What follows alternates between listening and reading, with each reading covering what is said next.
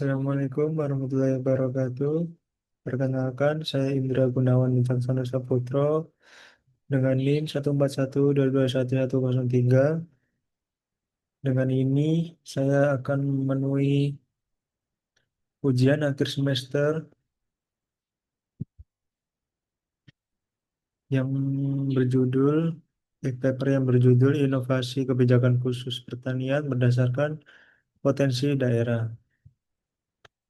Yang pertama, sektor pertanian di Indonesia memiliki kontribusi yang sangat signifikan terhadap perekonomian nasional. Pada tahun 2024, sektor ini menyumbang sekitar 30% terhadap total tenaga kerja nasional dan 13,5% terhadap produk domestik bruto. Selain sebagai penyedia bahan pangan, sektor ini juga memainkan peran penting dalam menyerap tenaga kerja, menjaga stabilitas sosial, dan menjadi basis ekonomi di daerah pedesaan. Namun demikian, pertanian Indonesia masih bisa menghadapi berbagai tantangan serius.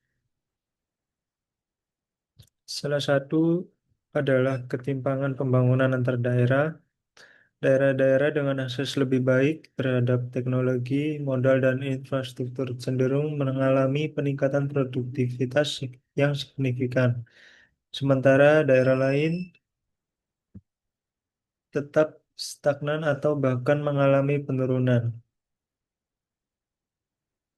Latar bela- latar belakang yang kedua, perubahan iklim global membawa dampak nyata terhadap pola musim, frekuensi kekeringan dan banjir, serta produktivitas pertanian. Petani menjadi semakin rentan terhadap kerugian akibat gagal panen, sementara dukungan terhadap adaptasi iklim masih terbatas. Selain itu, akses terhadap infrastruktur dan teknologi pertanian yang sesuai lokal masih sangat terbatas di banyak daerah. Hal ini memperbesar kesenjangan produktivitas antar wilayah dan menghambat efisiensi sistem pertanian nasional. Kelembagaan petani yang lemah dan kebijakan pertanian yang cenderung seragam tanpa mempertimbangkan karakteristik lokal semakin memperparah kondisi tersebut. Tujuan gagasan ini untuk membangun kerangka kebijakan pertanian yang fleksibel dan kontekstual, menyesuaikan dengan potensi dan kebutuhan tiap daerah. Tujuan utamanya adalah untuk meningkatkan produktivitas kesejahteraan petani secara berkelanjutan. Secara spesifik, tujuan ini mencakup peningkatan produksi melalui pendekatan lokal berbasis data, diversifikasi komoditas unggulan daerah untuk meningkatkan nilai tambah, perluasan akses terhadap teknologi pertanian modern dan informasi pasar, optimalisasi sumber daya secara ekologis, berkelanjutan, dan penguatan kelembagaan petani serta jejaring usaha tani lokal. Gagasan inovasi ini mengusulkan suatu kebijakan pengembangan pertanian yang terintegrasi, adaptif, dan berbasis data lokal. Kebijakan ini akan menyesuaikan dengan karakteristik agroekosistem, kondisi sosial ekonomi petani, serta dinamika pasar komoditas di masing-masing daerah. Beberapa elemen utama dari kebijakan ini meliputi pemetaan digital potensi dan kebutuhan wilayah pertanian, pengembangan komoditas unggulan yang sesuai dengan agroklimat, fasilitasi adopsi teknologi tepat guna dan akses pasar digital, serta penerapan praktik pertanian berkelanjutan untuk menjaga kelestarian lingkungan. Untuk langkah implementasi, yang pertama, survei dan pemetaan potensi wilayah menggunakan pendekatan biofisik, sosial budaya, dan ekonomi lokal. Teknologi seperti GIS, drone, dan citra satelit akan digunakan untuk membuat zonasi komoditas unggulan. Yang kedua, penyusunan regulasi zonasi dan teknis pertanian untuk mengatur praktik budidaya, pengolahan, serta pemasaran produk sesuai standar mutu dan keamanan pangan. Yang ketiga, pelatihan intensif bagi petani standar mutu dan keamanan pangan.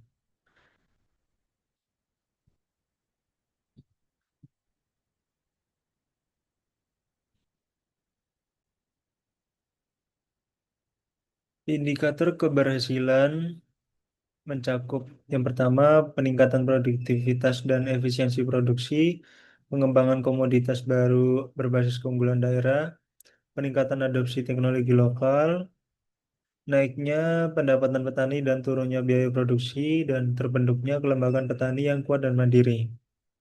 Keberhasilan juga dapat dilihat dari peningkatan kontribusi sektor pertanian terhadap PDRB daerah, berkurangnya ketimpangan wilayah, serta meningkatnya peran serta masyarakat dalam perencanaan dan pelaksanaan program. Untuk studi kasus dan pembelajaran negara lain, yang pertama ada Vietnam yang berhasil meningkatkan produktivitas dengan zonasi agraris dan pelatihan petani berbasis agroekosistem. Thailand juga sukses mengembangkan koperasi dan teknologi adaptif untuk komunitas yang unggulan.